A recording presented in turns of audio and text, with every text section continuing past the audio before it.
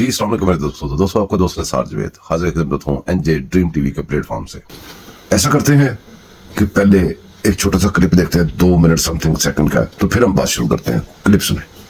फिर इसके साथ 190 मिलियन पाउंड मलिक रियाज साहब को जब सुप्रीम कोर्ट उसका सिक्योरिटी टाइट करती है, चीफ जस्टिस पाकिस्तान के ऊपर हमला होना शुरू हो जाता है। अब इन दोनों बातों की मैं आपको मिसाल दे देता हूँ। ये मैंने अपनी पिटीशन में बात लिखी है कि कमिश्नर रावलपिंडी की प्रेस कॉन्फ्रेंस झूठी बेबुनियाद बकवास प्रेस कॉन्फ्रेंस, उससे पहले काजी फाजिल साहब ने बैरियर टाउन के केसेस का में थोड़े से सख्त अहकाम जारी किए, कमिश्नर रावलपिंडी की प्रेस कॉन्फ्रेंस करवा दी गई। और पीटीआई ने क्या किया? पीटीआई ने कहा कि ये कमिश्नर रावलपिंडी जो है वो हमारे मौका की टाइप कर रहा है, हमारा तो यही मौका है, हम इसको एंडोर्स करते हैं। आप इसका तीनों चीजों की ट्रेन मिलाएं। अभी हफ्ता पहले काजी फाजिल साहब ने ये पिछले हफ्ते यही बैरियर टाउन के केसेस में सख्त ऑर्डर जारी किए। जैसे सख्त ऑर्डर जारी किया, इस्लामाबाद हाई कोर्ट के 6 जजेस का लेटर मार्केट में आ गया, और जैसे लेटर मार्केट में पीटीआई ने कहा ये तो हमारा मौका है। वही चीज ये महज इत्तेफाक नहीं है। इससे आप लिंक ये करना चाह रहे हैं कि इस लेटर के पीछे भी मलिक रियाज का इस लेटर के पीछे मलिक रियाज साहब, तहरीक इंसाफ और वो 190 मिलियन पाउंड वाला जो पूरा नेटवर्क है, वो है कि किसी तरीके से काजी फाजिल साहब को दीवार के साथ लगाया जाए। उसकी वजह ये है कि पाकिस्तान में पहला एक चीफ जस्टिस आया जिसने हाथ में डंडा पकड़ के अदलिया का एहतसाब करने की ठानी है और साबित किया उन्होंने। जो माफिया की इन्वेस्टमेंट थी, ये बात मैंने अपनी पिटीशन में लिखी है, जो माफिया की अदलिया के अंदर इन्वेस्टमेंट थी ना, उसको रोंदा जा रहा है, निकाला जा रहा है। एक निकल गया मजार नकवी, बाकी मजार नकवी बैठे हुए हैं। अब आप याद करें, काजी फाजिल साहब ने फरमाया था कि 100 कंप्लेंट्स जो है वो पेंडिंग पड़ी है जैसा उन 100 कंप्लेंट्स को, मजार नकवी की कार्रवाई को, बैरियर टाउन की उस चीज को, केसेस को देखिएगा, देखें कि इन 6 सवाल का लेटर लिखना क्या खड़ा हुआ है। अच्छा फिर बड़ी बात, भाई आप हाईकोर्ट के जज साहब है, निजाम अदल से वाबस्ता जो कलर के है उसको भी पता है कि सुप्रीम जुडिशल काउंसिल किस तरह के तनाज़ात को इन्वेस्टिगेट कर सकता है। क्या इन 6 हाईकोर्ट के जज साहब को नहीं पता कि आप सुप्रीम जुडिशल काउंसिल को लेटर क्यों लिख रहे हैं, जबकि सुप्रीम जुडिशल काउंसिल का ये इख्तियार ही नहीं है कि वो आईएसआई की मुदाखलत को जो है वो इन्वेस्टिगेट कर सके, लेकिन फिर भी आप लिख क्यों रहे हैं? ये एक डिजाइन्ड मूव है जज साहब। हो सकता है कानून ना जानते हो। अगर ये बात मान ली जाए कि हाईकोर्ट के जज साहब, ये 6 जज साहब नहीं कानून मानते, तो इनको कान से पकड़ के निकाल देना चाहिए। मेरा तो अदालत से गुजारिश ये है, सुप्रीम जुडिशल काउंसिल का इख्तियार कितना है ये नहीं पता लोगों को आसानी से समझ। सुप्रीम जुडिशल काउंसिल का सिर्फ इतना इख्तियार है और उसकी इतनी जिम्मेदारी है कि किसी जज के खिलाफ शिकायत आई है तो उसकी इंक्वायरी करे, या उस शिकायत को खारिज करे या मंजूर करके जज को निकाले। इसके अलावा उसका कोई इख्तियार नहीं है। तो फिर इस्लामाबाद हाईकोर्ट के 6 जज साहब ने क्यों लेटर लिखा और फिर स्कैंडलाइज करने की कोशिश की? अब इस्लामाबाद हाईकोर्ट के जज साहब और तहरीक इंसाफ समझते हैं एक मिनट कि जैसे बाकी सारे झूठिए हैं, बेवकूफ हैं, वैसे बाकी सारा पाकिस्तान में बेवकूफ है। गुजारिश ये है कि ये इस्लामाबाद हाईकोर्ट के 6 जज साहब ने लेटर लिखे हैं कि हम 1 साल से चीफ जस्टिस को ये सारी बातें लिख रहे हैं, कर रहे हैं, उनको निशान नहीं कर रहे हैं। 1 साल से भी और लेटर्स भी उनके साथ लगाए, वो लीक नहीं हुए। लेकिन जैसे इधर मलिक रियाज की जो बैरियर टाउन को टाइट किया चीफ जस्टिस पाकिस्तान काजी फाजिल साहब ने, तो ये लेटर जो है वो लीक हो गया। ये कैसे इत्तेफाक है? जी दोस्तों, ये याद रखिएगा कि मलिक रियाज कौन है, किसका मोरा है, किसका फ्रंट बैंड, ये याद रखिएगा। आगे चलते हैं दोस्तों, बातें बहुत सारी करने वाली हैं। सबसे पहले बात करेंगे वही 6 जज। उन 6 जजों के लिए कल एक कार्रवाई हुई है, छोटी सी कार्रवाई। क्या नहीं है कि चीफ जस्टिस और वजीर आजम चाचू ये इकट्ठे बैठे हैं, इन्होंने बैठ के इस मसले के ऊपर मट्टी मुट्टी डाली है। वही एक कमेटी बना दी है, तो कमेटी रिजेक्टेड हमारी तरफ से, अवाम की तरफ से।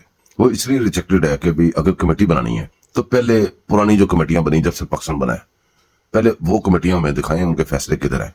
अगर उनके फैसले नहीं हुए थे, इन कमेटी का क्या, इस कमेटी का क्या फैसला होना है, ये बात गौर तलब है।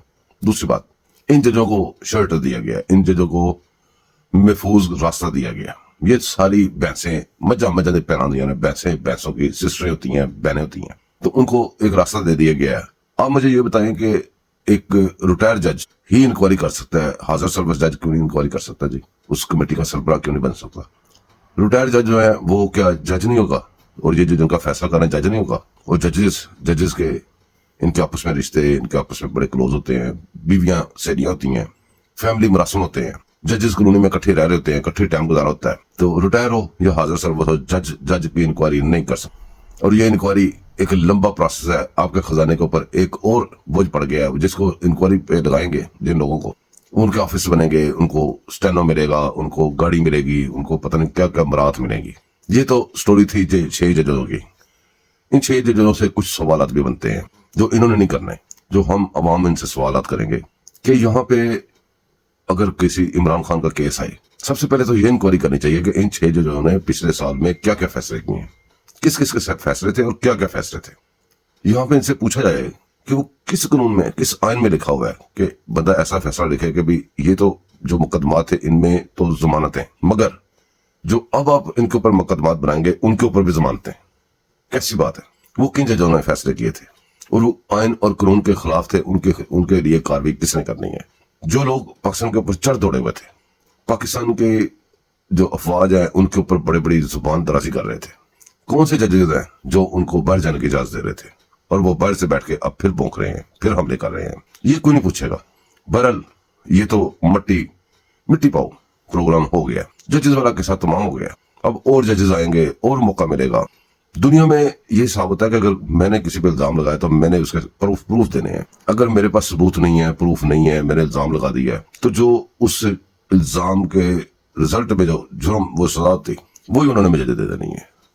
ये सारी दुनिया में निजाम चलता है और पाकिस्तान में भी ये निजाम है। पाकिस्तान को सबसे ज्यादा नुकसान इस बात का पहुंच रहा है कि कोई भी उठे किसी पे भी इल्जाम लगा दे और सबूत वगैरह कोई ना हो, ना कोई सबूत मांगे, ना ही कोई उसका पीछा करे, और वो जो इल्जाम लगाने वाला बंदा है वो उतनी देर तक 15-20 इल्जाम और लगा चुका हो, जो ही उसका फैसला कोई ना आए, कुछ चीज ना आए तो और इल्जाम लगा दे, तो वो तो सीख जाएगा इल्जाम लगाना, इल्जाम लगाता रहेगा, आप भुगतते रहेंगे।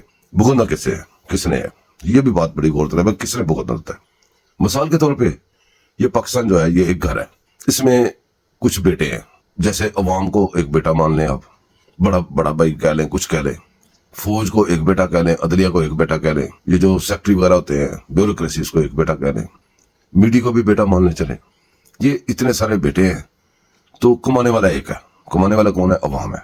बाकी सारे लेने वाले हैं, उस गले में से पैसे निकालने वाले हैं हर महीने, हर रोज, हर हफ्ते। और जो कमाने वाला है उसके पास तो पहनने के लिए जूता भी ना हो, कपड़े भी ना हो, और वो मसलसल कमा रहा हो, और बाकी सारे जो लोग हैं उसी की कमाई पे, उसी के सामने BMW, मर्सिडीज और बम प्रूफ इधर उधर गाड़ियों में इतने मुलाजमीन लेके उसी भाई के सामने घूम फिर रहे हैं, और वो भाई कभी बीमार हो जाए तो उसको अपनी गाड़ी में बैठा के हॉस्पिटल भी ना ले जाना चाहें, उसको कोई सहूलत ना दें, वो जब भी बोले उसकी बेइज्जती भी कर दें। वो चाहे कि मैंने आज आलू गोश्त खाना है, उसको कहे नहीं तुम पिंडियां ही खानी है, उसकी मर्जी से खाना भी ना दें, कुछ भी ना दें। अब अगर इसी मिसाल को सामने रख के सोचें कि आपने किसी से कर्ज लेना हो, तो कर्ज लोग किसको देते हैं? कर्ज लोग उसको देते हैं जो कमाने वाला होता है। जो लेने वाले हैं उनको तो कहते चल ना से तू, तेरे वैसे कोई कर्जा नहीं।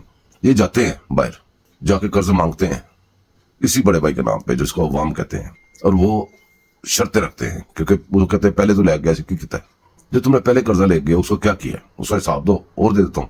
वो हिसाब लेने के बजाय फिर अपने उसी भाई की फोटो ले जाते हैं कि ये पे करेगा।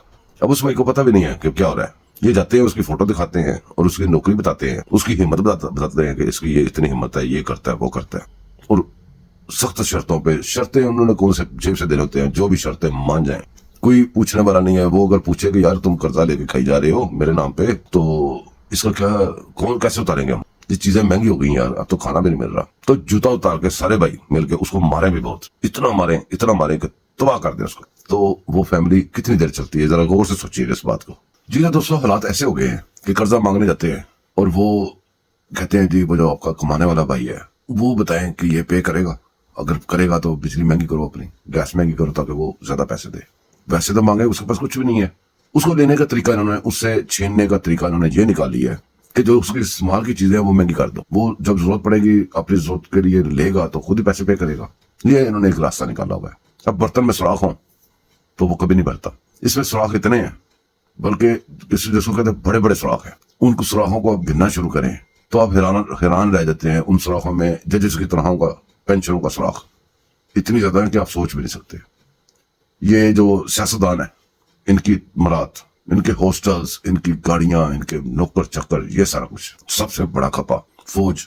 देखो सिक्योरिटी में चाहिए ना, जिंदा भी रहना है इस दुनिया में, तो उसके बाबत में एक बहुत बड़ा सुराख उसमें भी, वो भी ब्यूरोक्रेसी के, सेक्रेटरीज के इतने सुराख हैं कि जितना मर्जी इसमें पानी डाल दें, जिसको मर्जी प्राइम मिनिस्टर बना दें, जिसको मर्जी यहाँ पे बैठा दें।